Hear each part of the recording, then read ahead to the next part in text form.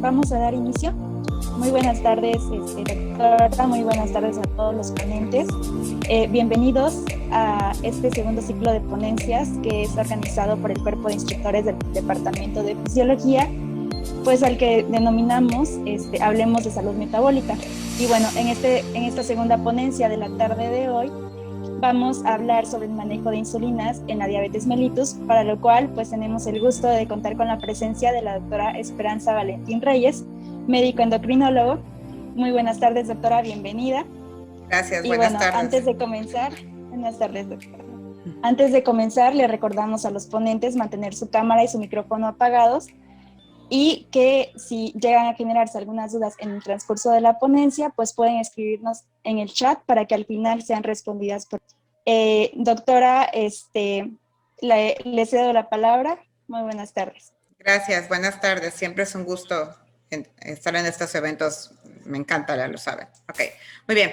Vamos a hablar acerca de insulina, y la verdad es que este tema en especial es como mi tendón de Aquiles, pero al revés, ¿no? Me encanta, y aparte somos muy poquitos endocrinólogos como para pensar que solo nosotros debemos manejar insulina en los pacientes. Entonces creo que insulina es un tema que debido a la alta prevalencia de diabetes deberían de saber cualquier médico general. O sea, ya no están los tiempos para que entonces solo un cierto grupo de médicos manejen, y más ahora con la situación económica actual del país, en donde cada vez el paciente pues no tiene recursos para ir a más médicos. Todos tenemos que estar capacitados para tratar de la mejor forma diabetes, ¿ok? Bueno, entonces, ¿qué sucede con diabetes tipo 2? Acuérdense que hay diabetes tipo 1, tipo 2, gestacional y otras, ¿no? Gestacional es ocasionada por el embarazo, otras es todo lo demás. La diferencia radical entre tipo 1 y tipo 2 es el inicio. Diabetes tipo 1, desde el día 1 de la enfermedad, tiene cero insulina, cero, ¿ok? Y todos los medicamentos, excepto los glucosúricos, todos los demás utilizan la insulina propia para poder actuar, y los glucosúricos no son aceptados en diabetes tipo 1 y aparte no es suficiente para controlarlos, punto. Entonces, un paciente con diabetes tipo 1, desde el día 1 de la enfermedad, debe usar insulina todo el tiempo, ¿ok?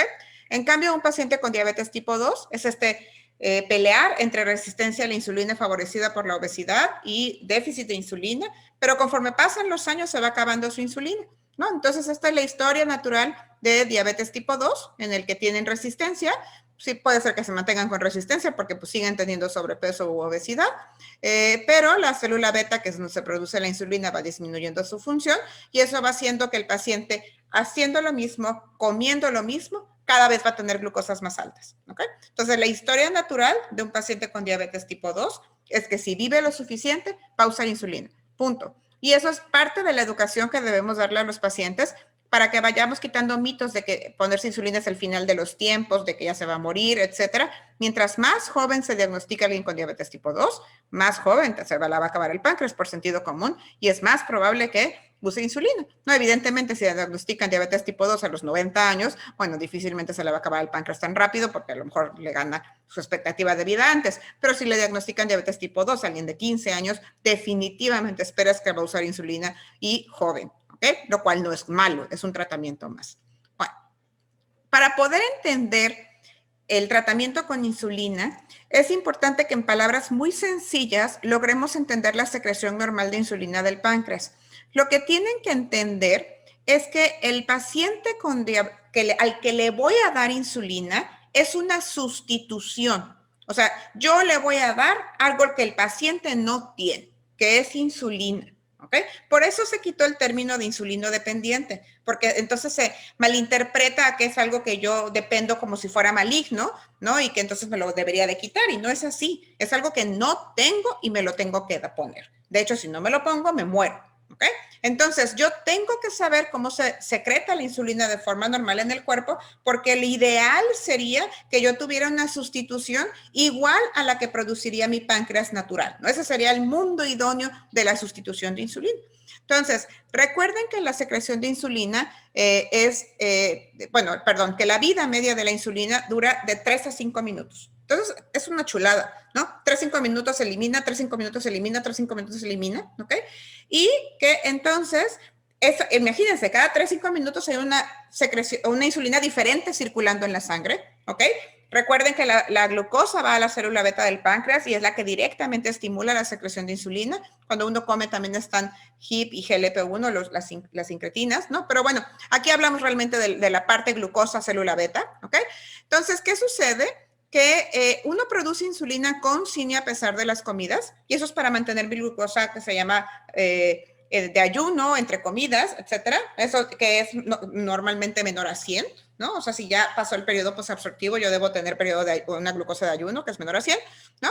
Y entonces recuerden que la insulina yo siempre le digo que es guardar, guardar, guardar, ¿no? La insulina lo que va a hacer en especial es que se meta la glucosa, es anabólica, entonces la mete al hígado, a la grasa, al músculo, la mete, la desaparece de la sangre y recuerden que el número de glucosa, cuando uno escucha, ¿cuánto tiene de azúcar? No, pues que 100, 200, 300, 400, 500, es como granitos del azucarero en la sangre, ¿no? Si el número dice 500, versión se me vació el azucarero del café en la sangre. Tengo 500 moronitas en mi sangre, parece un atole, ¿ok? Número 50, encuentren a Willy versión glucosa, ¿no? No veo en la sangre y no encuentro la glucosa de lo poquito que hay, ¿ok? Entonces, la insulina guarda y están otras hormonas que se llaman contrarreguladoras que se encargan de sacar glucosa de nuestras reservas cuando no hay glucosa suficiente y cuando baja entonces la insulina, aunque siempre, siempre, siempre tenemos insulina en el cuerpo. Aún en periodos de ayuno de queremos solución, me pongo fuera del Auditorio Nacional y quiero vacunas para todo el sector salud, me voy a morir de hambre, siempre tenemos insulina. Ese resquicio de insulina que nos queda es lo que evita que hagamos demasiados cuerpos cetónicos y hagamos cetoacidosis. Cuando se acaba eso, la persona hace cetoacidosis, ¿ok? Entonces, por eso siempre les digo que si no saben si un paciente tiene diabetes tipo 1 o tipo 2, porque él lo sabe decir, pero no se ha puesto insulina durante semanas, ya lo digo años, semanas, y no le ha dado cetoacidosis y se ha muerto, no tiene tipo 1, tiene reserva de insulina, punto, ¿ok? Bueno, entonces, uno come, se mete la glucosa, el azúcar, la glucosa del intestino a la sangre. La sangre es ese lugar preciado que quiero que esté exactamente en el rango que yo quiero, que es no más de 140 cuando coma, sin importar lo que coma. Entonces tengo chamba, ¿no? Si yo como más carbohidrato, tengo que repartir más a la grasa y engordar por siempre, y es la vía fast track, McDonald's grasa, ¿no? Me lo como, lo guardo, lo como, lo guardo. ¿Y quién hace eso? La insulina. Entonces, cuando una persona come, esa glucosa va a estimular la secreción de insulina, más cantidad, para poder repartir esa glucosa a donde le toque. Insisto, finalmente va a terminar en grasa si es demasiado, ¿ok? Y que no llegue arriba de 140 y vuelva a bajar. Y la insulina también vuelve a bajar, porque les digo que esto es rápido, ¿no? Vuelve a comer la persona, entonces vuelve a producir insulina y así. Y la producción de insulina va a ser variable al contenido de carbohidrato de la comida, pero la gráfica de la glucosa debería ser así, que sin importar de lo que coma, más o menos no debería subir más de 140 y debe estar más o menos pareja y llegar a un basal normal, ¿ok? ¿Por qué ponen aquí el dibujito del ejercicio? Porque cuando una persona hace ejercicio, el músculo empieza a captar glucosa favorecido por insulina, pero aparte por una vía diferente a la insulina. Entonces, baja la glucosa en la sangre. Al haber menos glucosa en la sangre, va a bajar los niveles de insulina porque el cuerpo no es tonto. Si la glucosa en la sangre va bajando, ¿para qué dejo la insulina para seguir guardando? La bajo para no desaparecer la glucosa y empiezo a elevar contrarreguladoras en caso de ser necesario, ¿ok? Entonces, el cuerpo tiene mayor o menor cantidad de insulina, no calidad. La cantidad es la que cambia, ¿ok? Entonces, mientras más carbohidrato coma, más voy a producir en esa comida. Mientras más tiempo de ayuno tenga, menos cantidad de insulina voy a producir. Pero es la misma, no es mejor o peor, es más o menos cantidad, ¿ok?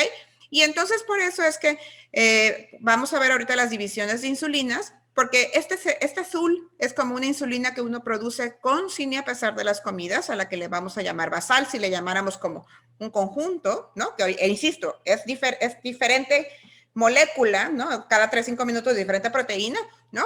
Pero es como una producción, vamos a poner constante. Y la de las comidas, que es un extra, que dura solamente un periodo pequeño de tiempo para guardar la comida y que no se eleve la glucosa en la sangre, que eso es el extra de insulina que uno debe producir para comer, que es la que le llamamos prandial o como de otra forma.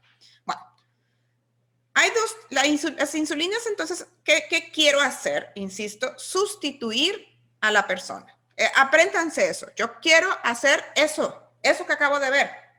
Por eso está tan complicado, porque tendría que inyectarle la insulina a la persona cada 3 a 5 minutos y variarle la cantidad para que entonces eso sea, y eso no se puede, excepto con microinfusora, ¿no? Y aún así no es perfecto. Pero con insulinas puestas, pues no la puedo inyectar cada 3 minutos, cada 5, ¿no? Entonces yo tengo que idear una forma de que con una X cantidad de piquetes que deben ser prudentes, yo haga eso lo más parecido posible. Entonces, las insulinas las podemos dividir en dos, en humanas y análogas, y sigo poniendo esta ilustración porque todavía hay gente que cree que las humanas es porque le extraen la insulina a un ser humano y se la inyectan a otro. Eso no es así. De hecho, al principio había insulinas bovinas o de puerco, pero empezaron a desarrollar anticuerpos en contra de las insulinas y ahora ya todas son sintéticas, ¿ok? Humano se refiere a que la estructura molecular de la insulina sintética, hecha por laboratorio, es idéntica a la insulina humana. Solamente que le agregan, por ejemplo, zinc o proteamina para modificar su vida, para que no sea de 3 a 5 minutos, ¿ok? Y que entonces se pueda dar en tiempos más prolongados, ¿ok? Pero la estructura bioquímica es la misma, pero es creada artificialmente, ¿ok? En un laboratorio, no la sacan de un humano. Y las análogas significa que ya no es exactamente la misma molécula de insulina, que ya no es la misma proteína, que le modifican algún aminoácido, le agregan algún graso, etcétera, que no es motivo de ponernos tan místicos, quiero hacer algo más práctico, ¿ok? Y entonces eso va a hacer también que modifique su vida media de una forma diferente, ¿ok? Que al final es un poquito menos, son menos viejas las análogas que las humanas fueron las más antiguas. Bueno. Esa es como la forma de dividirlas en cuanto a que si la estructura bioquímica es idéntica o no a la insulina propia. La forma práctica para razonar las insulinas, a mí me gusta muchísimo más dividirlas en cómo se asemeja a la producción natural, porque es lo que yo quiero, sustituir la insulina que yo produzco, ¿no? Entonces están las basales y las de bolos. Las insulinas basales tratan de sustituir esta línea. Esa insulina que producimos con sin y a pesar de las comidas, entonces tiene que actuar a largo plazo, ¿no? Mientras más largo, mejor para que me cubra todo el día, ¿ok? En cambio, las insulinas rápidas, que le llamamos bolos, están diseñados para administrarse aquí, antes de la comida, para que sea el extra insulina que yo debería de producir para comer y que la persona ya no lo tiene, ¿ok? No son para que actúen rápido y me la baje rápido, o sea, no, son el bolo, están diseñadas para ponerlas antes de las comidas para ese extra insulina y que no haga el pico de la comida. ¿Ok? Bueno, perdón, volvemos. Entonces, de las basales hay 4. La humana, que es la viejita, que es la NPH o intermedia, y las 3 análogas, que son de Temir, Glargina y de Gludec. Y de los bolos, que son rápidas, está la rápida original, la rápida viejita, como la hermana versión rápida de la intermedia, que son las más viejas, ¿ok? Y las ultra rápidas, que son 3, Aspart, Glulicina y Lispro. Bueno, entonces, ¿qué varía de estas insulinas? El tiempo de inicio, si tienen o no un pico, recuerden que pico de acción en un medicamento significa un tiempo en el que hace más. Y si hace más en insulina, significa que en ese momento va a tener más efecto en bajar la glucosa, ¿no? Bueno, si hace o no pico y cuánto tiempo dura. Eso es lo que va a cambiar de las insulinas. Todas meten glucosa donde pueden, ¿ok? Lo que van a cambiar es el tiempo. Y eso es debido a que, insisto, no puedo yo decirle al paciente cada 5 minutos va a agarrar una jeringa y se va a inyectar, ¿ok? Bueno, vamos a ir ver express cada insulina para que lo puedan entender, porque si no, después nos pueden mandar algo que no saben ni cuánto tiempo dura. La insulina NPH o intermedia es la única insulina blanca, se ve como lechita. Entonces, si el paciente no sabe cuál se pone, pregúntenle si es blanca. Si es blanca, es intermedia, es la única. Todas las demás son claritas, ¿ok? El inicio de acción es a las 2 horas y algo muy, muy importante es que su duración es de 12 horas. Entonces, acuérdense que nosotros siempre tenemos insulina en el cuerpo, siempre. Una persona sin diabetes no se queda sin insulina. Entonces, lo mismo tenemos que hacer con alguien con diabetes. Entonces, si esa persona no produce absolutamente nada de insulina y su única fuente de basal es intermedia, pues se la tendrá que poner 2 veces al día para cubrir las 24 horas. Si no, se va a tratar mediodía sí, mediodía no, mediodía sí, mediodía no. Un error muy frecuente era administrar intermedia, en el que la dan solamente una vez al día y dicen, ¿por qué no? ¿Por qué nunca la alcanzo? Pues sí, porque nada más la estoy tratando mediodía, ¿no? Y al otro mediodía ya no tengo efecto de la insulina, por lo tanto la glucosa se va a subir, ¿ok? Bueno, perdón. Algo también muy importante de la intermedia es que hace un pico. hace un pico de 4 a 8 horas. Entonces, estos pacientes tienen que ser muy, muy educados en su alimentación porque pueden hacer baja de glucosa y hipoglucemia a esas horas. Entonces, generalmente se les enseña a que coman colación a esa hora para que no tengan hipoglucemia, porque haciendo lo mismo van a tener un poco más de efecto de la intermedia a esa hora. Entonces, pueden, si la glucosa está muy bien controlada, pueden hacer hipoglucemia por el pico de acción de la insulina. Entonces, se les enseña a comer pequeñas colaciones para que entonces no tengan la baja. ¿Ok? Bueno, esta quedamos que eran 4 basales. La intermedia es la primera, que es la viejita, ¿ok? Segundo, glargina. El nombre original es Lantus. Ahora ya hay genéricas de todos los tipos, ¿ok? Y esta parte sí me gusta explicarla. ¿Por qué? O sea, ¿por qué es larga, no? ¿Por qué actúa a largo plazo? Y uno pensaría que es algo mágico de la sangre, ¿no? ¿No? Pero no, resulta que lo que sucede es que al inyectarlo en el subcutáneo, ¿ok? Se hace como una pelotita. Se hacen hexámeros, ¿ok? Y esos hexámeros se van disolviendo conforme pasan las horas, poco a poco. Y entonces van a la sangre y ya en la sangre son insulina mortal, ¿no? Insulina normal. Entonces, el secreto es que se hagan hexámeros buenos, ¿no? Entonces, es como si trajera mi depósito de insulina aquí en el subcutáneo, que se va como liberando poco a poco, ¿no? Entonces, por eso es que es tan importante que una persona tenga sus sitios de aplicación sanos.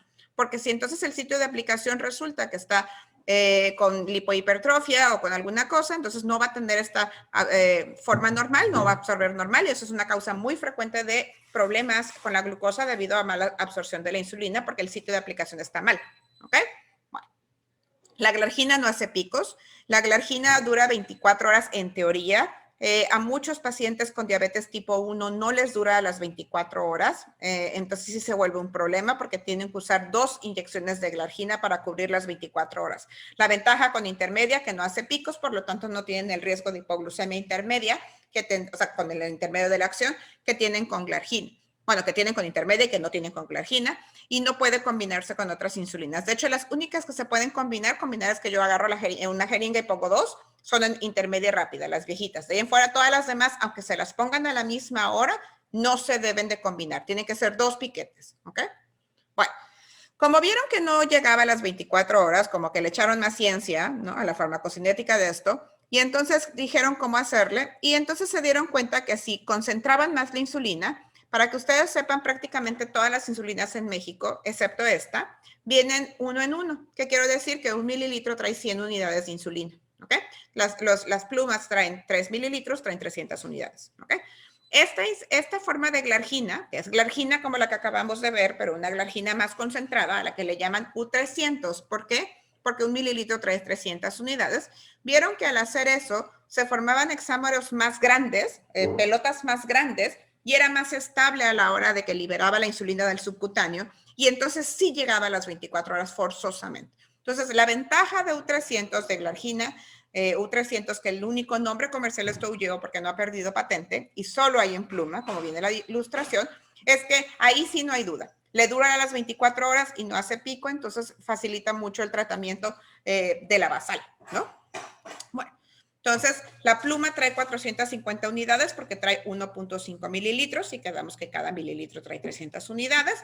En cuanto al menor efecto hipoglucemiante, es que se ha visto que si uno hace switch, por ejemplo, de glargina normal a esta, como que requieren un poquito más de unidades, pero bueno, esas ya son cosas muy finas que de todos modos al paciente tienes que checarle las glucosas y medirlo. Y todo lo que les digo, no se pueden combinar. Las únicas que se pueden combinar en la misma inyección, en el mismo piquete, son intermedia y rápida. Las demás van separadas aunque vayan al mismo tiempo. Bueno.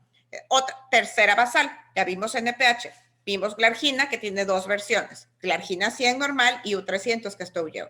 Tercera basal, Detemir. Detemir lo que hace es que se pega a la albúmina en la sangre y eso la verdad la hace más chafa, ¿no? Eso hace que finalmente la teoría de que dura 24 horas es bastante teoría.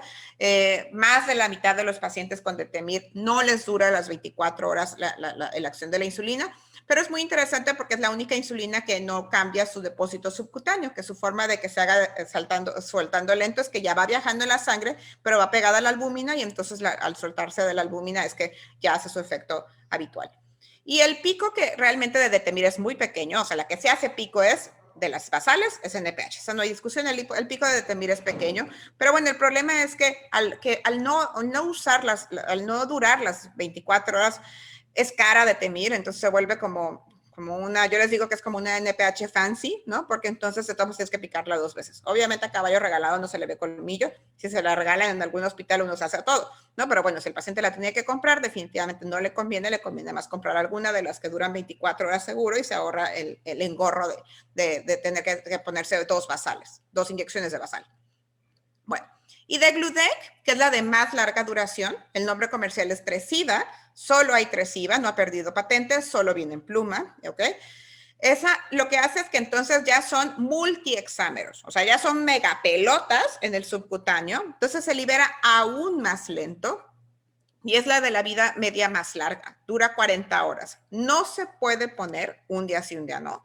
Tiene que ponerse todos los días, pero la gran ventaja es que, por ejemplo, la argina, si es así odiosa, ¿no? O sea, si tienes la buena suerte de que te alcance las 24 horas, que en diabetes tipo 2 es la mayoría, el problema es más en tipo 1, tiene que ser así 8 de la mañana, tiene que despertarse 8 de la mañana, ponérsela, ¿no? Con U300, con Toujeo, tiene una flexibilidad como de 4 horas más o menos, entonces, bueno, puede ser, pero con esta la flexibilidad es mucho mayor, ¿no? Puede ponérsela, por ejemplo, en la mañana si se la olvidó en la tarde. En especial es útil saber esto, ¿no? Y también a lo mejor para ciertos tipos de trabajo, por ejemplo, los que tienen de estos trabajos cambiantes, que tienen turnos matutinos, luego, o sea, ellos les sirven mucho esas basales para no traer no cargarla, pero bueno, yo siempre he creído que mucho del éxito de diabetes y de muchas cosas es ser ordenado, ¿no? Si el paciente se la pone a la hora que se le pega la gana por ritual, va a terminar olvidando si se la puso o no y no va a tener un éxito, ¿no? O sea, es una información que se puede saber, pero hay que también saber manejarla con el paciente para que no haga un desorden de sus piquetes y que entonces no sepa si se la puso o no. Bueno, entonces la vida es larga y no tiene un pico. Bueno, ahora vamos a ver Express, las rápidas. Ya vimos las 4 basales, NPH, Glargina en sus 2 versiones, de Temir y de Gludec. La más larga es de Gludec, la más corta sería estrictamente NPH, ¿ok? La única que hace un pico es NPH. ¿Okay? De los bolos hay 4, que es la rápida oficial y las 3 ultra rápidas. ¿Okay? Entonces la rápida oficial empieza a actuar en media hora. Por lo tanto, si la indicación de todas las rápidas es que se deben poner antes de los alimentos, pues tienes que decirle al paciente que se lo ponga por lo menos media hora antes de que empiece a comer, porque si no va a empezar a comer, se va a absorber la comida y la insulina ni siquiera empieza su acción, ¿no? Eso es muy importante porque entonces difieres la inyección de la rápida del alimento media hora, lo cual a algunos pacientes, pues la verdad es que sí les complica la vida, ¿no? Porque imagínense, tienen que inyectarse con cada comida y luego tener que calcular la media hora en la que vas, etcétera. Bueno, entonces esa es una cosa.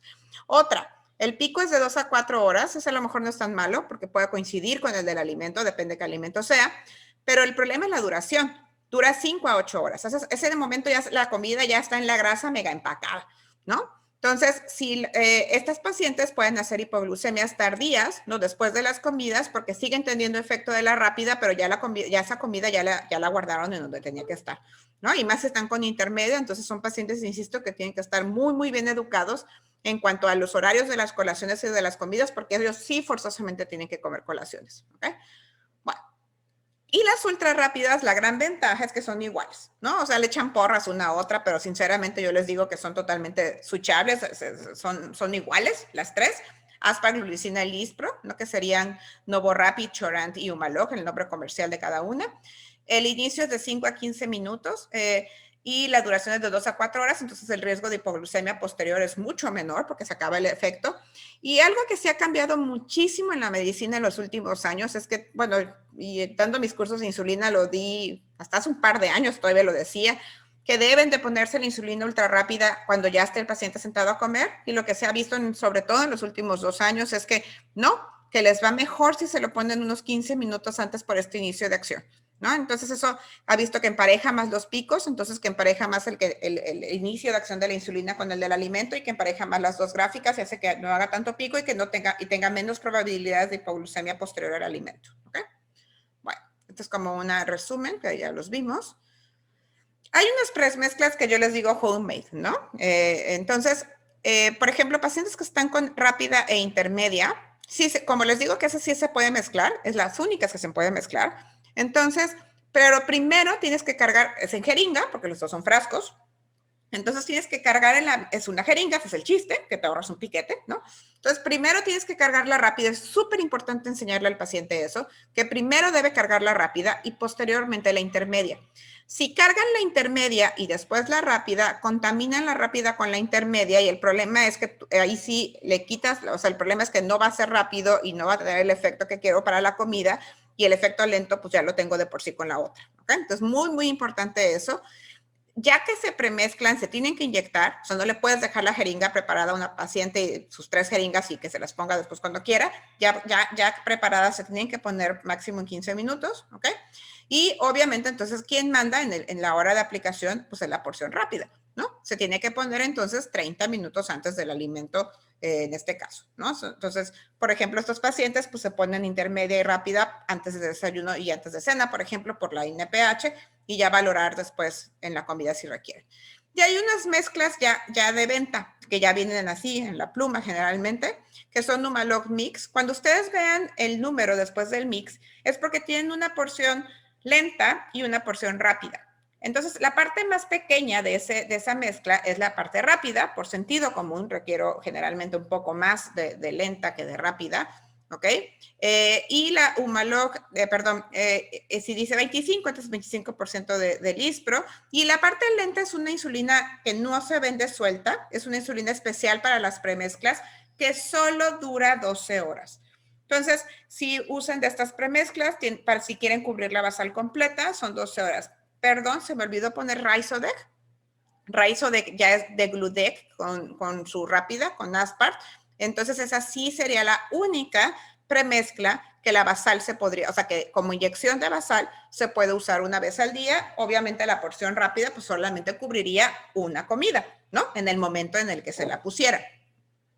Bueno, entonces, digo, creo que al final dijeron que las preguntas al final, bueno, a mí siempre, luego siento que estoy hablando con la pared, pero espero que todo vaya bien, ¿ok?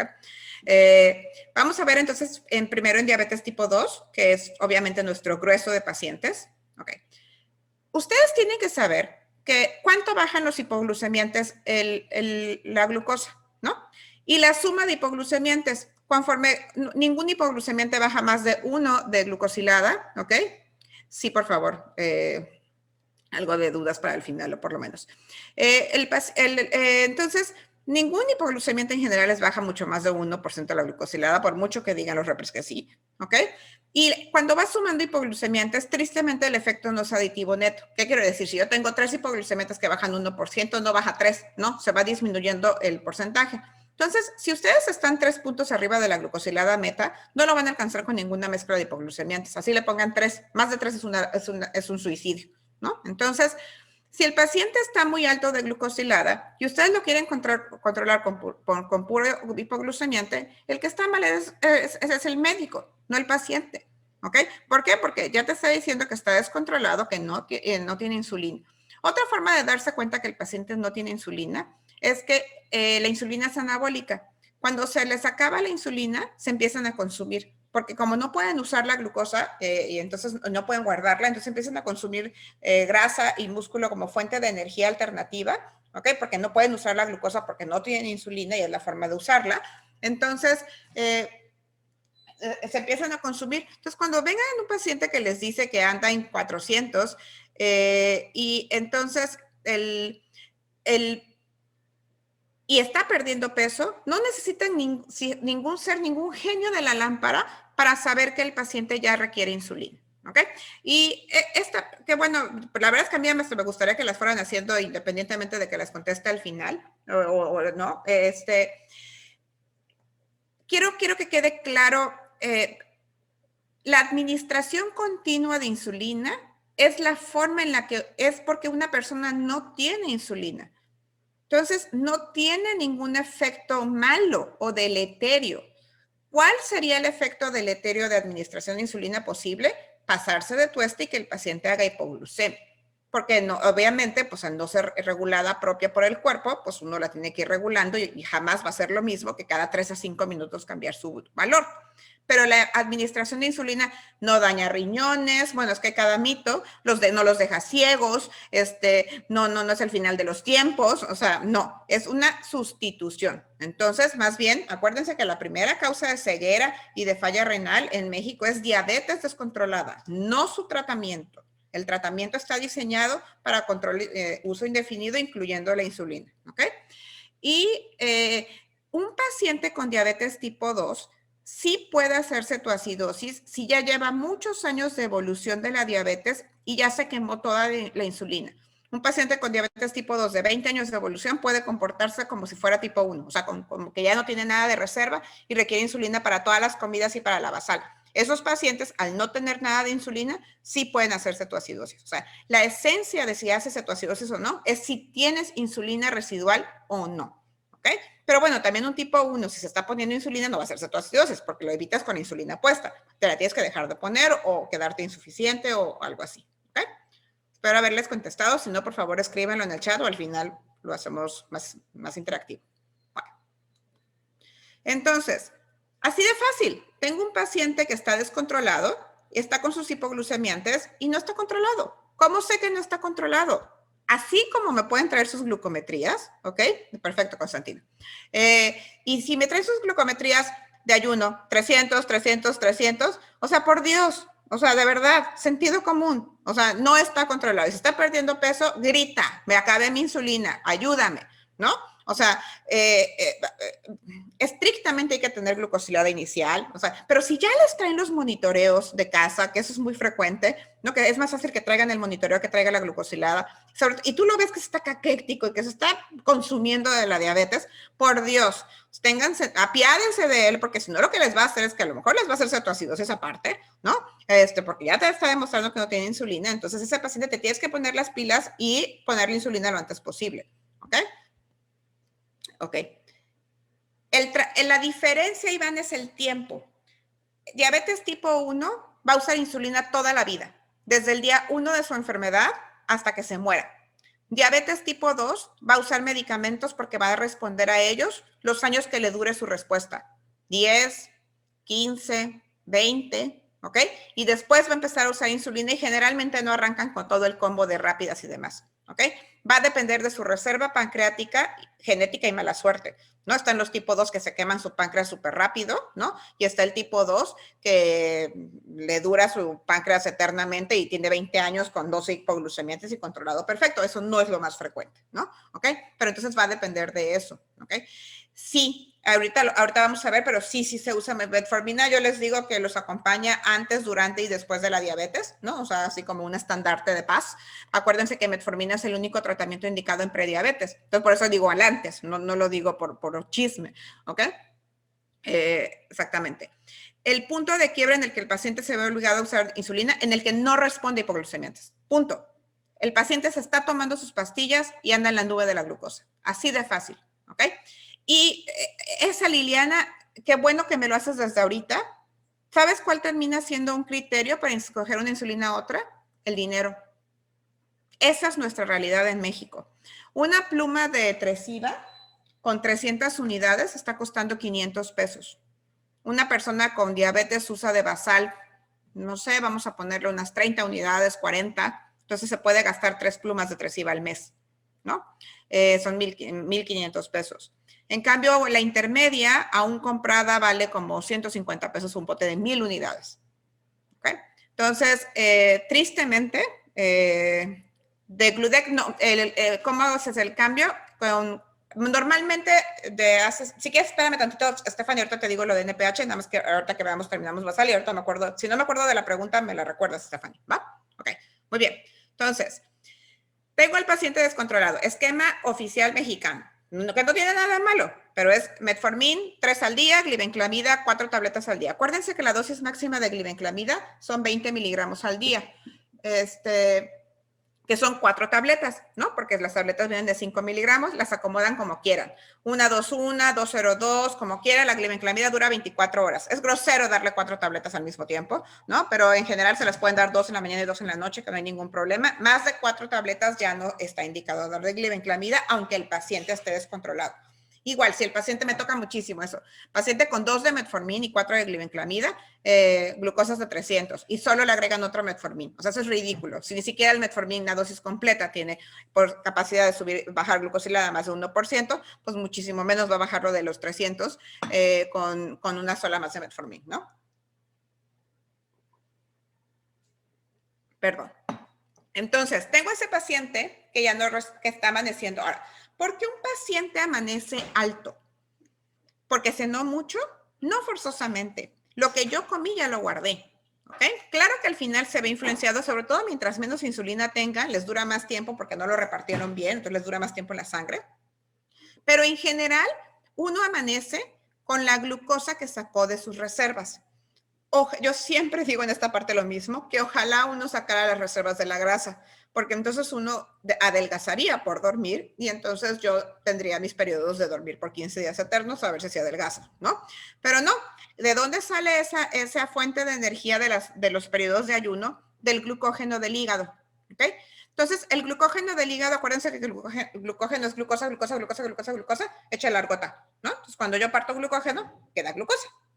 La saco a la sangre, ¿no? Y ya sirve como fuente de ATP.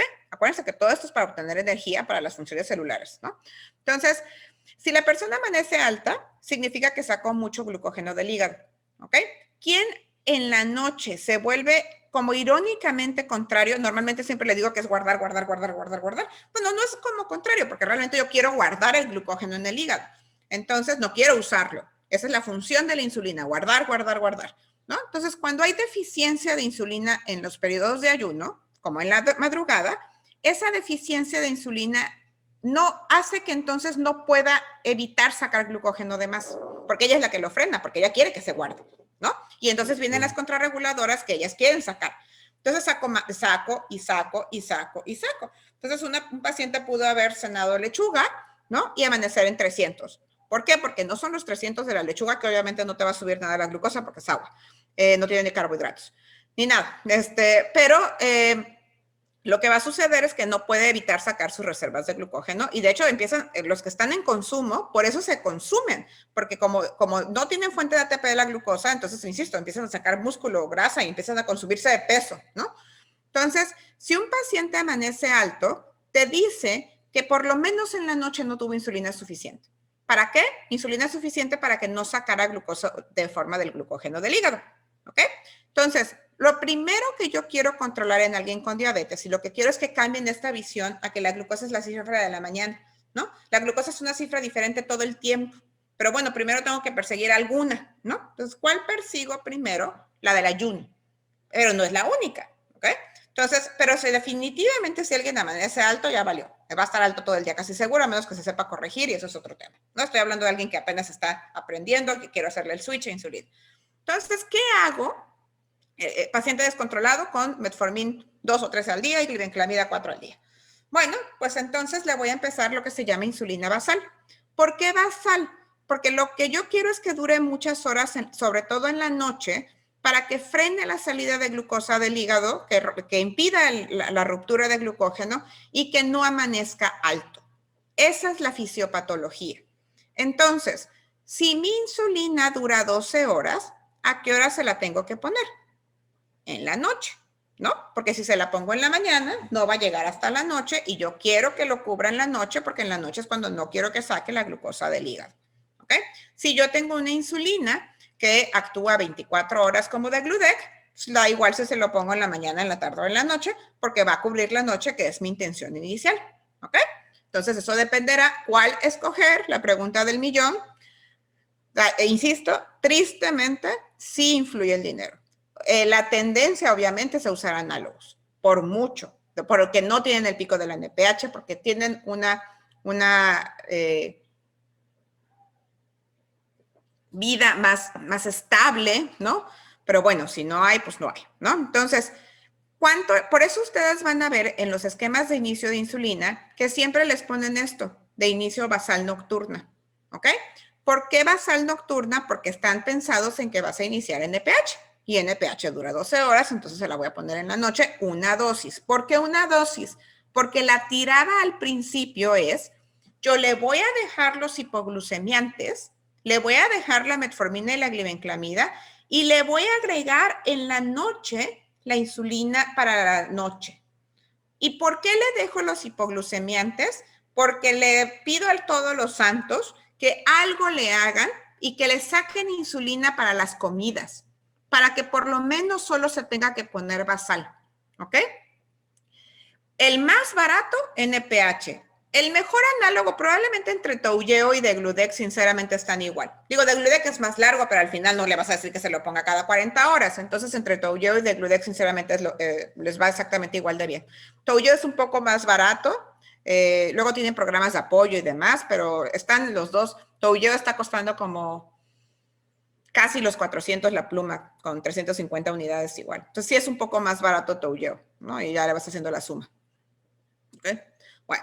Entonces, insisto, le dejo, no se los quito, porque si yo le quito los superglucemiantes y solo le pongo insulina intermedia en la noche, es una desgracia, porque no lo dejo sin basal en el día y aparte sin cobertura para las comidas. Va a estar seguramente peor que como lo encontré con sus hipoglucemiantes, ¿no? A menos que no responda nada. Entonces, le empiezo. ¿Cuánto le empiezo? ¿Cuánto de insulina le empiezo? Entonces, van a encontrar en las referencias que siempre dice así, 10 unidades o 0.1 por kilo. Por ejemplo, si el paciente pesa 70 kilos, serían 7 unidades. Yo siempre les recomiendo el esquema de menor cantidad, que sería el de por kilo. ¿Por qué?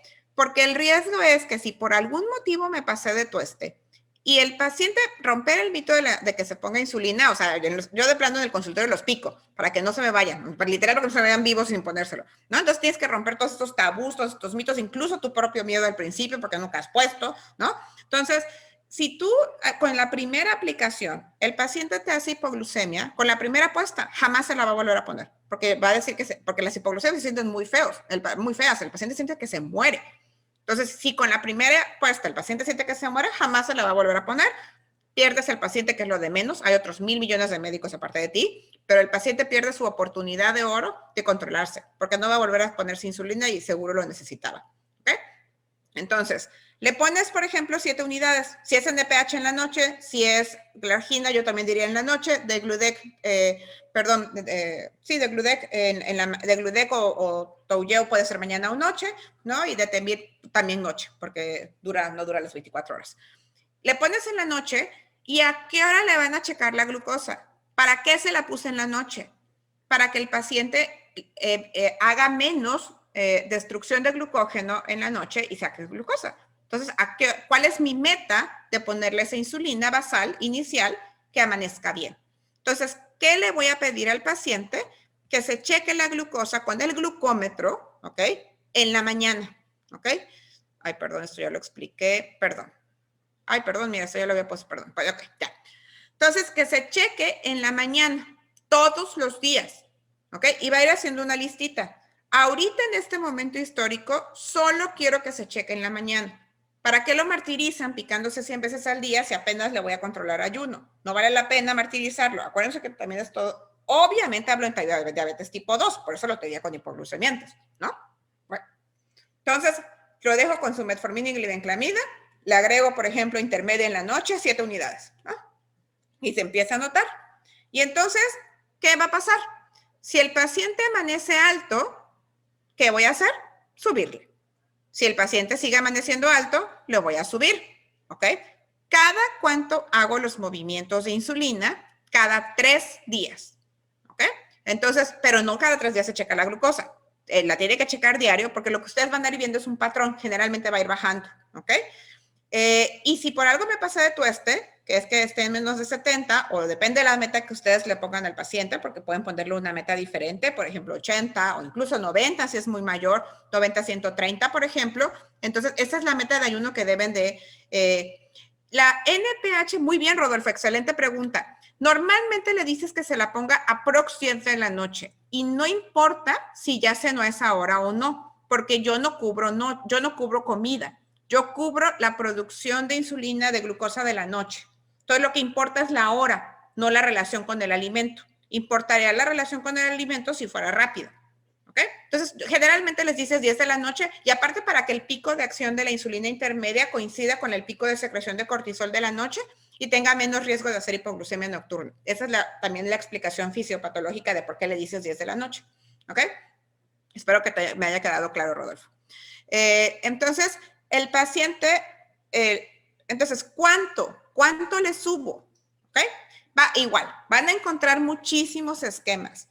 Yo les recomiendo, sobre todo las primeras veces que uno se muere de miedo, las primeras veces que empieza insulina, ¿no? O sea, yo de hecho le escribía a los pacientes, ¿no? O sea, para ver si seguían vivos. De, ay, bueno, díganme sus glucosas, ¿no? Si por si no me escribían, ¿no? O sea, porque tienes que agarrar callo con el tiempo, ¿no? Ya después, ahorita, pues ya, o sea, como te los pongan. Pero al principio, pues no es fácil, ¿no? Entonces, este esquema de arriba que lo van a leer mucho, no se los recomiendo. Y se los pongo a propósito para que no lo usen. Usen uno, siempre quédense cortos. O sea, el paciente con diabetes tipo 2 que ya necesita insulina en nuestro país es el descontrolado, ¿no? O sea, lleva generalmente descontrolado mucho tiempo. Entonces, tampoco tienen una urgencia de controlarlo en 2 días. No quieren que en 2 días lleguen 90 de ayuno. No, aparte ni lo aguantan luego, porque acuérdense que los pacientes muy descontrolados sienten datos de hipoglucemia con glucosas hasta un poco altas, cuando andan en 400 y se los bajan a 150, sienten datos de hipoglucemia a pesar de que no es una hipoglucemia, ¿no? Porque están acostumbrados a cifras muy altas. Entonces, o sea, tampoco tienen una urgencia.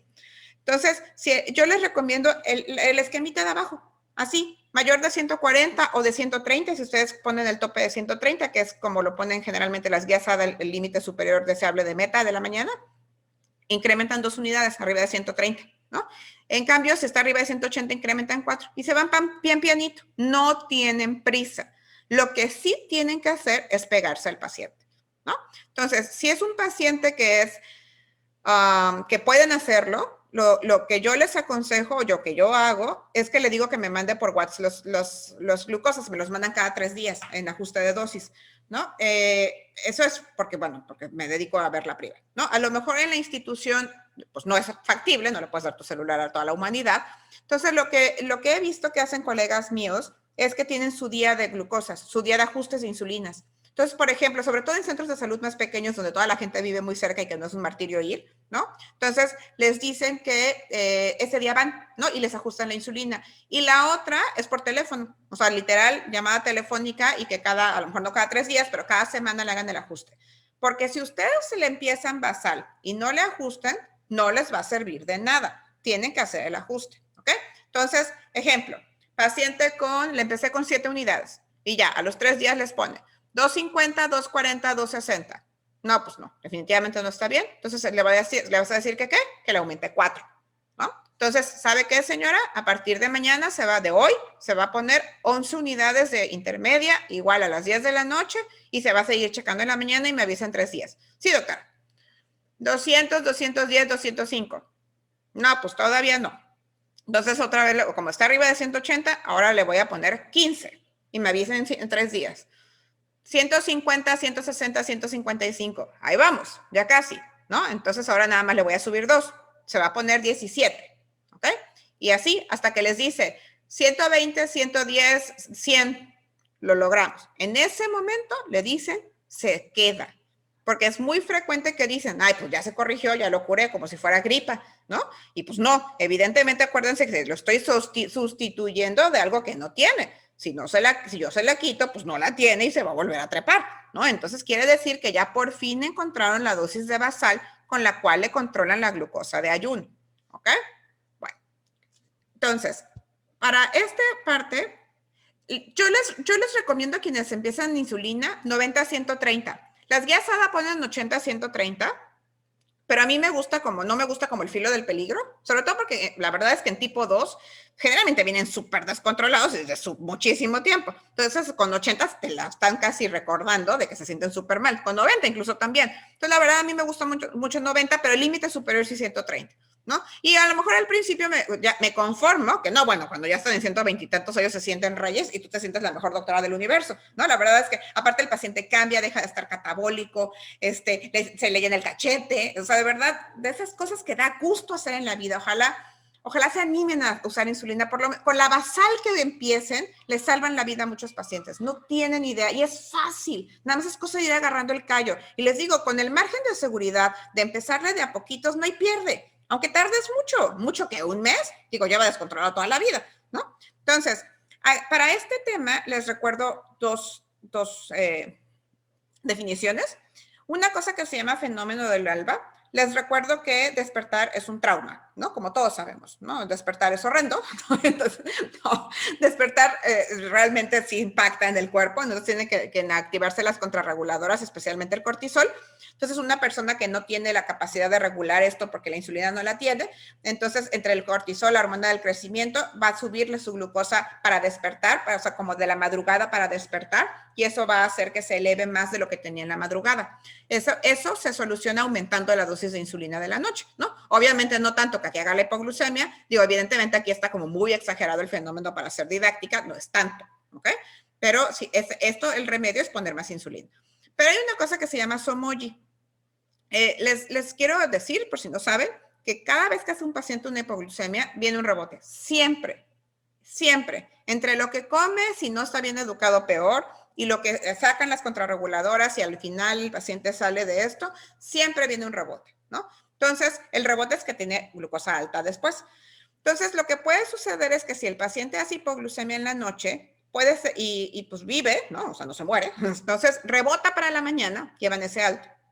Entonces, si yo no tengo ese cuscús de pensar que a lo mejor es rebote y le subo a la insulina, me lo echo, ¿no? O sea, porque entonces le voy a dar peor hipoglucemia y a lo mejor entonces de esa no sale. Eso, cuando están empezando insulina, difícilmente lo van a ver si lo inician, como les digo. Van tan lento que no hay forma de que brinquen a Somogy de la noche a la mañana. Eso realmente es más cuando ya tenemos pacientes que están manejados por insulina, nos llegan con insulina, están altos en la mañana y tenemos que estar viendo a ver cuáles de los dos efectos podrían ser. ¿Cómo le hago? ¿Cómo le hago para saber si el paciente está haciendo alba o Somogy? Pues le pido al paciente que se pare, ponga el despertador y se pique a las 3 de la mañana. ¿Ok? Y entonces de esa forma sabemos si está alto o está bajo, si es Somogy o es el alba, y entonces podemos hacer el ajuste de insulina para alta o para bajar. Bueno, entonces, ya que llegué a mi glucosa de ayuno, yo en lo personal, les digo que dejen gozar su momento. Todos sabemos que le estamos tirando a que en el día con los hipoglucemiantes le alcanzan para las rápidas y que tiene basal en el día suficiente con sus hipoglucemiantes y lo que hace si es que está con intermedia. Si está con análoga de las de 24 horas, bueno, yo ya sé que la basal la estoy cubriendo, pero si estoy con intermedia siempre tengo la duda de si su propia basal del paciente le alcanza para el día, ¿no? Entonces, en general, si está bien, puede dejarlo gozar su momento, ¿no? Y lo que pueden hacer es esperarse la glucosilada, que son 3 meses, ¿no? Si la glucosilada está bien, significa que ya la hicieron. Significa que por lo menos en promedio sí les sirven los hipoglucemiantes para tanto basal en el día como comidas y el paciente ya la libró. Y les quiero decir que esos son muchísimos pacientes tipo 2 que así la logran y se pueden estar con basal sola durante muchos años. Anímense a dejárselas, de verdad, anímense. Aparte se siente padrísimo ver cómo el paciente mejora rápido, ¿ok? Bueno, pero resulta que no está en meta. Entonces, ¿qué quiere decir? Que si, por ejemplo, la basal no la tengo completa, que mi basal no me alcance, y además puede ser casi seguro que ya no le quede insulina para las comidas ni ayudado con la glibenclamida, ¿no? Entonces, que ahora sí ya tiene que usar rápida para las comidas porque al paciente ya no le queda insulina para las comidas, ¿no? Entonces, en tipo 2 hay un esquema que se llama Basal Plus, que es que le dejas insulina basal, que ahí sí tienes que estar seguro de que ya tiene 24 horas, o sea, si la intermedia no se la habías partido, ya se la tienes que partir para que entonces le cubra las 24 horas y le dejas rápida con la comida principal, que en México recuerden que es la del mediodía. Y le dejas todavía descubiertas desayuno y cena para ver, así rogando a ver si le queda un espíritu de insulina en su páncreas y lo puede controlar. Eso se llama Basal Plus, rápida solo con la comida principal. Todo esto se hace porque se podrán imaginar que no es fácil que le digan a un paciente de tipo 2 que está tomando pastillas 2 veces al día, Muy bien, Jorge. Dame un segundo. Es excelente pregunta. De tomarse sus pastillitas 2 veces al día, que se va a picar 4 veces al día. Es bien difícil convencer a un tipo 2 de eso. Bueno, a quien sea, pero los tipos 1 no tienen otra opción. Tienen que entenderlo y es todo un bloque de información que les llega a los pobres de golpe. No existe un límite de dosis de unidades. Sin embargo, como dato para guiarnos, una persona produce normalmente máximo 1 por kilo de insulina al día. O sea, si yo peso 80 kilos, produzco 80 unidades de insulina al día. De esas unidades que produzco, 50% son basal. Entonces, una persona de 80 kilos en promedio produce 40 unidades de insulina basal. ¿Ok? Si están poniéndose intermedia, ¿ok? Entonces, si ustedes ya van en 0.25 por kilo, o sea, en este ejemplo que les estoy poniendo, ya van en 20 unidades, ya piensen que ya tienen que ponerle 2 veces. Si no lo alcanzan así, ya son muchas unidades. Y esa es muy buena pregunta porque haciendo esos cálculos ya te puedes dar una idea y ahorrar tiempo de que si ya lleva más de 20 pesando 80 kilos, ya tienes que ponerle intermedia mañana y noche porque ya estoy usando mucho y seguro requiere insulina basal todo el tiempo. ¿Ok? La gente con mucha resistencia a la insulina, que están muy gorditos, pueden usar más, pero yo les digo que por decencia, si alguien está subiendo de peso, por Dios, no le empiecen insulina, porque quiere decir que sí tiene insulina en el cuerpo, por algo está engordando, y lo que tiene es una deficiencia completa de capacidad de cerrar su boca, ¿no? Entonces, si ustedes le ponen insulina, lo único que van a favorecer es que coma más, engorde más resistencia y se van a meter en un problema, ¿no? Digo, obviamente hablo de personas con un exceso de peso muy importante. En ellos hay que insistir, les conviene mucho más perder peso para perder resistencia y que se controlen más, ¿ok? Bueno. Y ya si el paciente no se controla con Basal Plus, entonces ahorita me regreso a la otra. Ya tiene que pasar a Basal bolos completo. ¿Qué quiero decir? Que entonces ya tiene que usar Basal completa y bolo con desayuno, con comida y con cena. ¿Cómo ajusto los bolos? ¿No? Hay dos, o sea, las rápidas. Hay 2 formas. Le pides al paciente que se cheque 2 horas después de esa comida. Acuérdense que eso se llama postprandial. Y eso es 2 horas de que empezó a comer. Y las metas de no embarazadas, porque recuerden que embarazo es otro problema, es menos de 180. ¿Ok? La otra es que le digas que se cheque antes de la siguiente comida. ¿Ok? O sea, si es desayuno, por ejemplo, le pusiste la rápida antes de la comida principal. Un pero de eso es que si el paciente come en el medio de esas 2 comidas, pues ya va a modificar y come algo con carbohidratos, ¿no? Entonces va a modificar ese número y entonces no va, si está alto, a lo mejor no significa que me quede corta en la mañana, sino que comió algo y le subió en el medio y entonces no sé. Entonces, ese es el problema de usar las PRES. A veces, si educas bien al paciente de que no, y es bueno, puedes usar las PRES y se ahorran algunos piquetes, ¿no? Pero bueno, esa es la forma. Entonces, el mismo razonamiento, vamos a ponerlo con las post.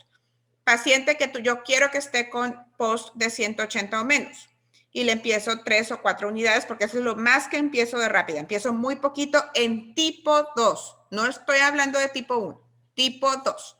Entonces le empiezo 4 unidades con la comida principal. Le checo a las 2 horas y tiene 250.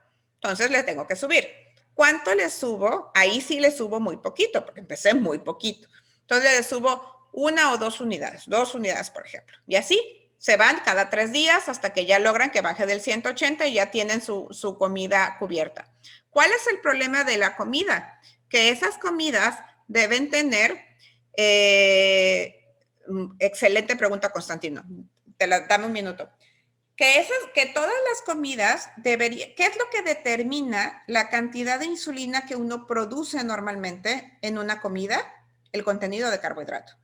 Entonces, para que esto salga más perfecto, la persona idealmente debería de comer la misma cantidad de carbohidratos en cada comida a la que le pones, o sea, por ejemplo, si a las comidas principales le estás poniendo 6 unidades y eso te funciona, debería de comer entonces los mismos carbohidratos en cantidad, no la misma comida, todas las comidas, lo cual evidente se complica, porque entonces tienes que educar muchísimo al paciente y por eso es que luego la gente no lo funciona. Porque entonces, si un día se come un pastel y el otro día solo se come una tortilla, el día que se come la tortilla va a ser hipoglucemia con las 6 unidades y el día que se come el pastel, las 6 unidades le hacen cosquillas, ¿no? Entonces, para los snacks, Idealmente que no sean de carbohidrato, a pesar de que tú esperas que no haga hipoglucemia, pero es como para que no la haga, para que levante.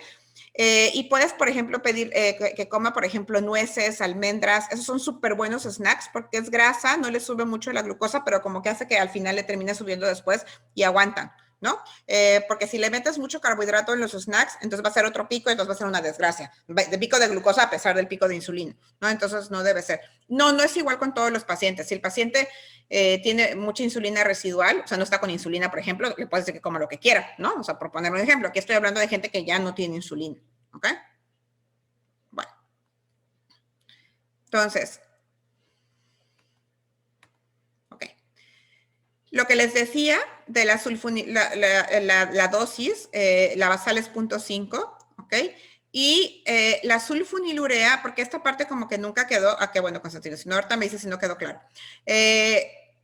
Sí, porque no platicábamos del metformin. El metformin vive, sigue y vive así cual Duracell. Pero la sulfonilurea, recuerden que las sulfonilureas lo que hacen es aumentar la salida de glucosa de la célula beta. Si estoy asumiendo que ya no tiene insulina para nada, ¿para qué le doy la sulfonilurea? ¿No? Entonces, a lo mejor con la basal sí, definitivamente tiene una utilidad porque le tiras a que le saque un poco de basal y sobre todo que le saques para las comidas. Sobra decir que es más padre picarse una vez al día que 4, pero una con cada comida de rápida más la basal, si es que tiene la suerte de ponerse basal de una y no basal de 2, porque si no serían 5 piquetes, ¿no? Pero finalmente, cuando ya están usando rápidas, ya no tiene utilidad las sulfonilureas. Definitivamente ya asumes que no tiene nada de insulina, ¿para qué le pones algo que le saque insulina si no tiene utilidad? ¿Ok? Bueno, y ya me comí tiempo, nada más. Quiero hacer una diferencia con diabetes tipo 1 y nada más, bueno, es que yo soy fan. Estas son las microinfusoras. Las microinfusoras de insulina son dispositivos que tienen un reservorio que usan insulina ultra rápida solamente, ¿ok? Y que entonces se enchufan con un cablecito que va en tu subcutáneo y que ese cablecito con eso que se metes, eso se cambia cada 72 horas. Entonces tú programas la microinfusora, la bomba, para que te administre una basal y le pones después cuando vas a comer, cuántos carbohidratos vas a comer para que te administre bolo, todo en forma de ultra rápida. Perdón. Entonces, ahí sí, literal, te está poniendo insulina cada 3-5 minutos como si fuera un páncreas, ¿no? Y tienes la flexibilidad de que entonces, por ejemplo, si el paciente, o sea, imagínate que te quieres comer una manzana viéndome sano o unos churritos a media mañana, ¿no? Tienes que ponerte insulina estrictamente si no quieres hacer el pico, si no tienes nada de insulina, ¿no? Entonces, evidentemente te abre la posibilidad de poder comer en el medio de las comidas y no tener que inyectarte, porque sería ridículo inyectarse con colaciones, ¿no? A veces bueno, yo no veo niños, pero bueno, los que veo adolescentes que van a la escuela, sí me toca que les tengo que dejar la rápida para el desayuno y la rápida para la escuela, ¿no? Porque entonces no pueden quitarse ninguna de las dos, entonces ellos se terminan poniendo 4 rápidas, ¿no? Si es que no pueden comprar microinfusora o pasarse microinfusora. Pero entonces, que sepan que existen, que digo, sí es una limitante económica, pero cada vez se ha vuelto con planes relativamente más accesibles, digo, no es para todos, pero que sepan que hay opciones, ¿no? Igual que los monitoreos, aparte de las glucometrías normales, están los monitoreos continuos de glucosa. En México solamente está el free y no es comercial, se los prometo, pero hagan de cuenta que es un sensor que te pones aquí y entonces tú pasas el glucómetro especial o ya lo puedes usar en el celular, ¿ok? Y entonces ya el sensor mide la glucosa cada 15 minutos y tú con que lo pases por lo menos cada 8 horas ves la gráfica de glucosa.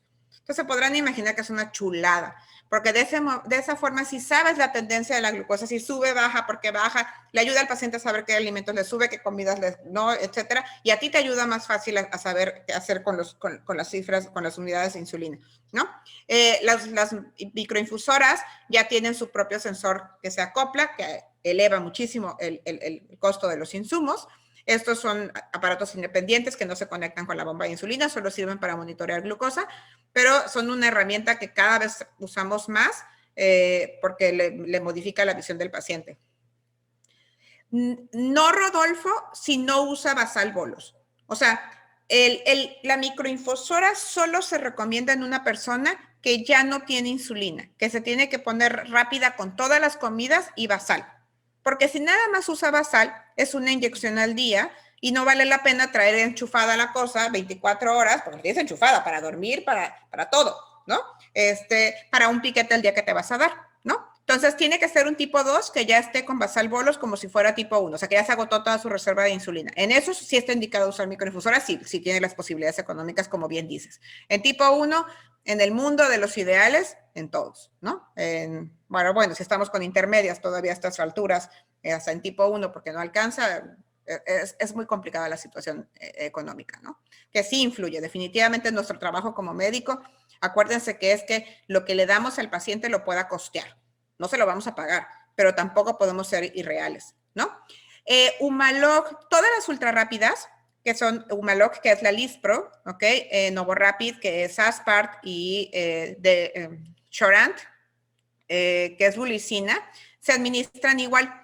Y es lo que les decía, que son bolos de comida, y que antes se decía que se empezaran a dar justo antes de cada comida, y ahora se recomienda que se den unos 15 minutos antes del alimento. Y lo mismo, le checas a las 2 horas y tu meta es la misma de menor a 180 y se hace igual. Se inicia a 3 o 4 y le vas moviendo 1 o 2 más hasta que baja de 180 esa comida, esa que estás vigilando. ¿Ok? Sí, ¿qué tan certero es el free? Uy, mis niños, excelentes preguntas. Es que, como para variar, me comí el tiempo por no saber. Es que este tema de verdad me encanta. Es que traigo una diapo de eso. Esperen, déjeme la busco. Es excelente pregunta lo del espacio. Doctora, no hay problema con el tiempo, adelante. Es que yo se sufro. preocupe. No, yo sufro porque yo, de verdad no tengo límite. O sea, yo hablo y hablo sin fin. O sea, mi hijo me hace burla. Es que creo que quité la parte del monitoreo. Pero bueno, sí la quité, pero porque sabía que me iba a extender, sabía que no podía parar. Hagan de cuenta que los monitoreos continuos, tanto lo del free como el de las bombas, están en el espacio intersticial. No están en el intracelular, porque no es lógico que tú piques una célula y que se quede ahí. Eso, uno. Y no están en el intravascular, que es el espacio que idealmente quiero vigilar. Acuérdense que hay 3 espacios de líquidos. Dentro de la célula, intersticial y dentro de los vasos. Son los 3 espacios de líquido en el cuerpo, ¿no? Entonces, dentro de la célula, por Dios, get real, ¿ok? Intersticial es el sitio donde van los monitoreos continuos. Y vascular, cuando tú haces una glucometría, lo que haces es romper un capilar y sacar sangre. Entonces, estás midiendo ese espacio cuánto tiene de glucosa. Entonces, la variación del intersticial es el tiempo, ¿ok? Hagan de cuenta que primero se hace, por ejemplo, cuando uno come, primero se va para la sangre y luego se van adaptando los demás espacios a la glucosa. Entonces, después va el intersticial. Entonces, siempre el intersticial va detrás de la cifra de la glucosa sérica. Entonces, en tiempos de variación de glucosa, en periodos, por ejemplo, poscomidas, la variación es mucha. El free no es perfecto.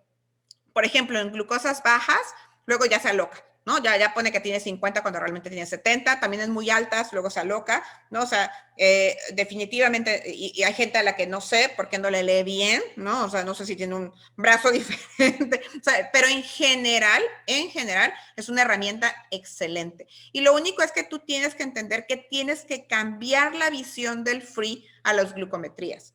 Las glucometrías son fotos, el free es un video. El free no me sirve, o bueno, los monitoreos continuos, para no parecer comercial, los monitoreos continuos no están diseñados para ver una glucosa aislada. Los monitoreos continuos están diseñados para ver un patrón de glucosa. Entonces, es una educación y un pensamiento totalmente diferente de la glucosa. No es traigo 180 ahorita, no. Es voy subiendo, voy bajando, ¿qué hice? O sea, y es padrísimo, porque entonces eso ya se asemeja a que tú entiendas tu comportamiento de la glucosa de todo el día y que puedas ajustar el tratamiento y tu alimentación en base a eso y que no tengas tantas variaciones de la glucosa que cada vez se ve más que es más importante. O sea, todo este término de monitoreos que es bastante reciente, ha abierto un mundo de términos, ¿no? Hay una cosa que se llama tiempo en rango, que es el porcentaje del paciente que pasa en un tiempo determinado, que en monitoreo se pide de 70 a 180, que se ha visto que tiene más relación a complicaciones que glucosilada, que es un promedio. O sea, el monitoreo ha venido a revolucionar, la verdad es que el diagnóstico y el tratamiento de la diabetes, ¿ok? Los diversos tamaños de los exámenes con el de Gludec en el paciente, sí, Constantino, pero fíjate que de la piel no. O sea, de la piel pura, no. O sea, por ejemplo, los que tienen dermatitis atópica, eso la verdad no influye mucho, aunque en general no se recomienda que se pongan, por ejemplo, si tienen psoriasis, en general, pues no, que no se pongan en donde tienen. Aparte de ellos no se las van a querer poner porque les molestan las lesiones y pues no está padre picarse donde tiene una lesión. Porque recuerden que la insulina no se absorbe en la dermis. Esos problemas son dérmicos. La insulina se absorbe en el subcutáneo, que es abajo. Entonces, mientras la persona tenga el subcutáneo respetado, va bien. Más bien es si el paciente tiene lipohipertrofia, que es así, creo que sí dejé la foto. ¿Qué es esto? Esto. Esto es lo que pueden hacer el paciente. Esto no es, bueno, sí es lonja. Pero las bolitas estas que se le ven, así como si fueran caniquitas, que son 4 al paciente de arriba, estas de acá, espérame. Esta, son de duro y dale, de estarle en el mismo sitio de aplicación mal puesta, la insulina, y esos sitios de hipertrofia del tejido subcutáneo, y esos sitios sí no absorben bien la insulina. Eso se llama lipohipertrofia. Y el dibujo de abajo es lipoatrofia, que es la misma, o sea, la misma génesis, que es mala aplicación de insulina, pero lo que hacen es al revés, como si sumen el hoyo donde va, y ahí sí depende del paciente, o sea, la gran mayoría hacen lipohipertrofia, ¿eh? Y tú le puedes palpar, yo les recomiendo que cuando vean un paciente que se pone insulina, aparte de verle los sitios de aplicación, lo vean, le hagan así con la mano, porque entonces las bolas se palpan padrísimo. Entonces, si sientes así como caniquitas, entonces le tienes que decir que, bueno, primero a ver cómo se está inyectando, y luego decirle que ese sitio lo deje de usar para tratar de, ojalá y desaparezcan y pueda volver a usar, porque esas personas, el problema es que se van quedando sin sitios de aplicación y su aplicación de insulina es de vida o muerte. No pueden darse el lujo de quedarse sin sitios de aplicación completos. ¿Ok? Muy bien, niños. Ahora sí, arránquense. ¿Dudas? El uso de insulina exógena en pacientes que aún cuentan. Edwin, estoy tan orgullosa de sus preguntas. Padrísimo. Y es todo un tema. Fíjate que hay unos estudios padrísimos, ya no tan nuevos, de, por ejemplo, uso de insulina en tipo 2, en diabetes tipo 1, acuérdense que no hay temprano, ¿no? Todos usan insulina. Bueno, en tipo 2, en muy temprano, o sea, casi prediabetes, brincando a diabetes, muy temprano. Y padrísimo, porque uno pensaría que por algo les iría peor, pero no. De hecho, esos pacientes como que se controlaron y pasaron tiempo en que dejaron de usar insulina y volvieron a tener glucosas normales, como si lo resetearas. Padrísimo, padrísimo.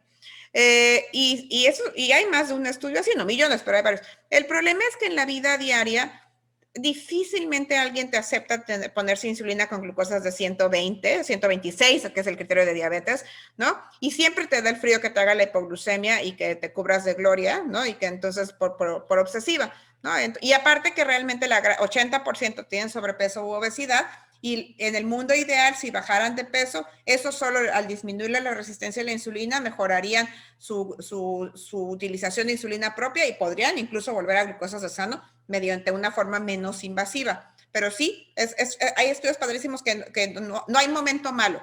Y yo por eso les digo que ante la duda, no hay duda. Si ustedes tienen un paciente enfrente que creen que no tiene insulina, póngales.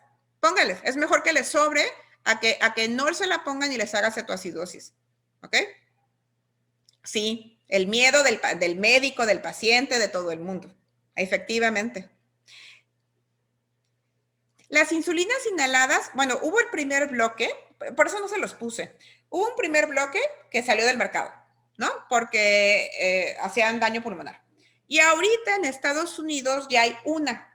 En México no hay, por eso no la puse, pero es solo rápida. Pareciera que no es mala opción. No hay en México, no se ve intenciones de que llegue, ¿ok? Insisto, pero solo es rápida, no es basal, ¿ok?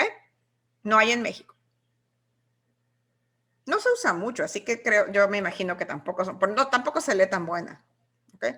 Con glucosa, sí, claro, Susana. Si un paciente anda con dextros arriba de 300 de ayuno, por Dios. O sea, digo, a menos que sea algo, bueno, no sé, muy evidente. No se me ocurre qué aparte, ¿no? O sea, no sé, decidió tomar jugos toda la noche y nunca es ayuno o algo así único, ¿no? Pero si el paciente está muy descontrolado, y digo, no está peleado que ustedes, lo que les trato de explicar es esto, o sea, ustedes les pueden continuar los hipoglucemiantes y ponerle la insulina. Hay una cosa que se llama glucotoxicidad. Hagan de cuenta que cuando un paciente está muy alto de glucosa, eso se vuelve tóxico para el páncreas.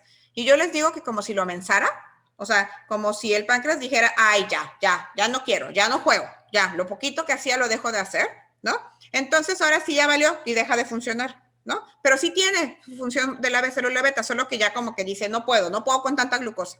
Entonces, cuando tú lo bajas de esos niveles de la nube de la glucosa, rompes la glucotoxicidad y el páncreas dice, ay, ya puedo vivir. Entonces, como que revive y es padrísimo porque cuando hacen eso, entonces de que de repente usan cantidades industriales de insulina que se las están poniendo al principio, ¡pum!, se bajan. Y eso es un motivo para pegarse mucho a un paciente que le estás empezando insulina que están muy altos, que cuando rompan con glucotoxicidad, generalmente les va a bajar bastante la insulina y tienes que bajarle la insulina para que no haga hipoglucemias después. ¿Ok? ¿Alguien más? Ay, también muy buena pregunta. Bueno, ahora que los inhibidores de SGLT2 son la panacea, ¿no? No, y yo los uso muchísimo, los amo. Eso lo que es que me da risa porque como es lo de moda, ¿no?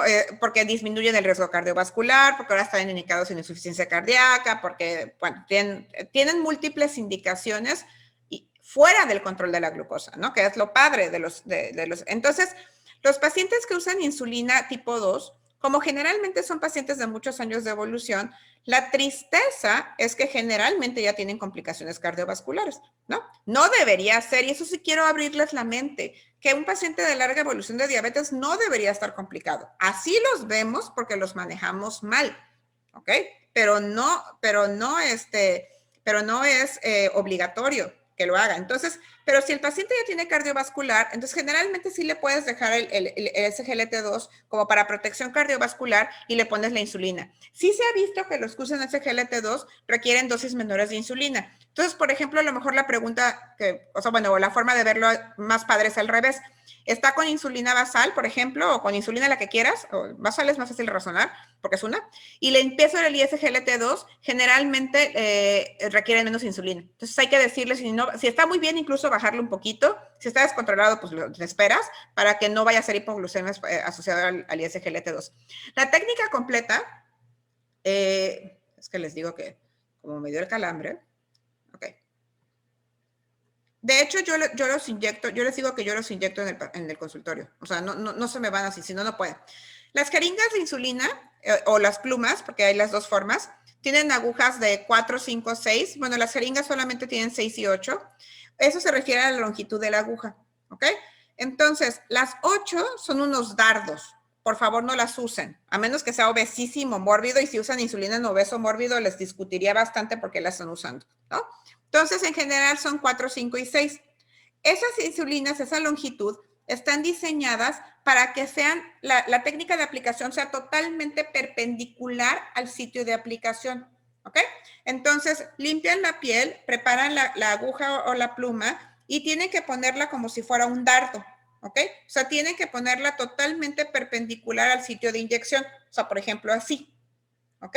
Y entonces ya baja la insulina, baja toda la dosis, ya sea la aguja o la pluma es lo mismo. Ya que baja, cuentan mínimo 5, 1, 2, para que termine de bajar, 4, 5 y sacan la aguja o la pluma. La hipertrofia generalmente se hace porque lo hacen inclinado, que era la técnica de inyección viejita con las agujas grandotas, porque como estaba tan grande, si lo hacías parado, caía intramuscular, ¿no? Pero ya no está indicado comprar 8 nunca, ¿no? Entonces, les insisto, en general, ¿no? Entonces, ahora con estas que ya tienen muchos años, ya no debería ser una información nueva, tiene que ser siempre perpendicular. Y luego también por eso en los brazos se equivocan. En los brazos luego se las ponen acá, los sitios de aplicación son estos. Espérenme. Si ven, en los brazos no es enfrente. Es muy frecuente que se equivoquen con los pacientes que se inyectan enfrente y tiene que ser en esta parte de atrás, como en la lonja fea, ¿ok? Y luego por eso también hacen hipertrofia, porque se la están poniendo donde ni siquiera es un sitio de aplicación. Abdomen, que no debe ser pegado al ombligo, porque hay muchos vasos, entonces tienen la capacidad de que peguen en vaso y no tiene que ser IV, la insulina. Glúteos perdón, piernas. La basal puede ser cualquiera de los 4 sitios de aplicación, pero las rápidas o ultra rápidas, o sea, los bolos, solamente pueden ser en brazos o en panza o en abdomen, ¿ok? Entonces, luego también por eso en brazos, insisto, se equivoca porque no se cruzan bien, entonces lo ponen de lado y luego por eso se dejan bolas. Ese es de los errores más frecuentes, ¿ok? Sí, un paciente puede volver a glucosas normales, sí. La verdad es que, sobre todo, por ejemplo, si todavía tiene tela donde cortar de tener sobrepeso y se pone a hacer ejercicio y demás, hay cosas increíbles, ¿ok? Tengo pacientes que, por ejemplo, muy delgados, muy aplicados, que están con 4 unidades al día, 5, no es lo frecuente. Sobre todo son viejitos que acuérdense que la insulina se elimina por riñón y por hígado, entonces que con la edad la insulina pues va durando más porque los riñones tienen menos filtración de forma normal, entonces dura más tiempo, entonces eso también hace que requieran menos dosis de insulina en general, ¿no? Pero sí, o sea, de que hay forma de que estén bien, o sea, todo va a depender de la reserva de insulina del paciente. ¿Okay? Ok, los que usan la combinación de liraglutida e insulina, que ahorita se me fue el nombre, perdónenme, ahorita me acuerdo. Pero bueno, es una mezcla, bueno, nueva realmente, ¿ok? Hagan de cuenta que el cálculo se hace a través de la insulina, ¿ok? Y se deja una sola vez al día, porque la ventaja de la liraglutida es que dura 24 horas y también Tresiba dura 24 horas. Entonces, se calcula, insisto, en base a la dosis de insulina del paciente y tiene así como hasta su tablita, se supone, de cómo le vas a ir subiendo, que siempre el pero es como la liraglutida, que no le vaya a caer mal por lo de la náusea y el vómito. Es un muy buen medicamento, ¿no? Porque la liraglutida aparte tiene beneficio cardiovascular, ¿no? Y aparte te puede servir como para plus para los bolos, para que no llegues a usar basal bolos más fácil y que puedas usar la liraglutida como equivalente al bolo y no se inyecte tantas veces al paciente, ¿ok? El pero también es el precio, no es nada barata la combinación. Sí, por Dios, COVID y diabetes, que es un tema, yo creo que ya los han visto todos, se les sube la glucosa como espuma, es insulina, punto. No le andan haciendo al mago, o sea, pónganles insulina y luego si no se la quita, pero con COVID, y sobre todo cuando les ponen el esteroide, ya valió, o sea, se les trepa hasta el infinito y más allá, eso no lo alcanzan con nada, o sea, eso tienen que ponerles insulina, ¿ok? Aunque estén en casa, hospitalizados no hay discusión. Acuérdense que de todas formas un paciente hospitalizado no se debe manejar con hipoglucemiantes. Todos los hospitalizados por definición se deben manejar con insulina, aunque respondan a hipoglucemiantes. ¿Alguien más? Doctora, creo que al principio quedaron como 2 Ay, perdón. preguntas o 3 como Deja. traslapadas. Si quiere, yo se las leo. Ok, va. ¿Sí? Sí, claro, En gracias. pacientes con diálisis y con diabetes que necesiten aplicación de insulina, ¿qué tipo de insulina les sería más conveniente? Uy, padrísima pregunta. Es igual, o sea, tienes que valorar si requiere rápidas y basal. Acuérdense que como están en diálisis, bueno, ya obviamente no tienen función renal. Si por algún motivo tuvieron suerte de no haberse quemado el páncreas por completo, o sea, se quemaron los riñones antes que el páncreas, la ventaja de ellos es que a lo mejor con pura basal la logran, ¿no? Y aparte sus metas son mucho más altas porque ya es un paciente complicado. Digo, no más de 180 postprandial, pero definitivamente relajas bastante la meta, ¿no? Entonces, a veces con basal, pero si le hace falta rápidas, o sea que de verdad se quemó también el páncreas aparte de los riñones, le tienes que poner todo. Y ahí sí se pone interesante, porque como sí le dura más tiempo la insulina, ahí sí, por lo menos las rápidas que usan las ultra rápidas, porque si no la rápida normal se vuelve una intermedia, es un asco, ¿no? ¿Ok? Y las basales, pues sí, ya sabes, o sea, ahí puede usar cualquiera, ¿no? Pero si usa Tresiba, pues pobres, porque entonces les dura como 2 o 3 días, ¿no? La insulina basal. Pero el ajuste se hace igual, solo con la consideración de saber que le va a durar más tiempo y que tengo que ser más prudente para que no se sobreencimen las insulinas y que no haya hipoglucemias tardías después de las comidas, por ejemplo. Gracias, doctora. Y la otra es, ¿cuál es el punto de quiebre en el que un paciente con diabetes de tipo se ve obligado a usar insulina? Bueno, sí, es la glucosa. Punto. O sea, que el paciente no responda a hipoglucemia antes. Ese es el punto.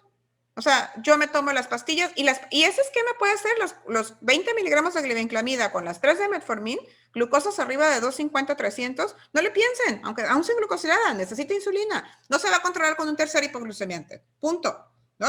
O glucosiladas arriba de 12, jamás. ¿Ok? De hecho, las guías, la SADA y todos recomiendan arriba de 9, incluso considerar empezar con insulina. De que sabes que está tan alto que a lo mejor no responde. Probablemente con 9 a lo mejor sí podrías discutir qué tanto si es, por ejemplo, nuevo, ¿no? O de plano si es pésimo con la dieta y intentas que por favor deje el refresco, ¿no? Para no favorecerle engordar más, etcétera. Pero arriba de 12, por ejemplo, todos. O sea, y con glucosas altas, con dosis tope, que les digo, dosis tope es ese esquema tan sencillo, no piensen en esquemas más sofisticados. ¿Ok? Ok, doctora, me parece que ahora sí ya no hay más Lo preguntas. logramos. Ni Muy en bien. el chat. Sí, sí, muchísimas gracias, doctora. Bueno, fue una ponencia pues muy completa, muy interesante y pues muy importante para nosotros como médicos en formación. Sí. Sobre todo recalcar algunos conceptos que pues quedan como sin responder a lo largo de la carrera. Entonces, muchísimas gracias, doctora. No, ustedes. Esperamos volver a contar con su presencia en alguna cuando gusten. ponencia. Soy ñoñérrima. Cuídense. Que sí, estén muy bien. Muchísimas gracias, doctora. Bye. Bye.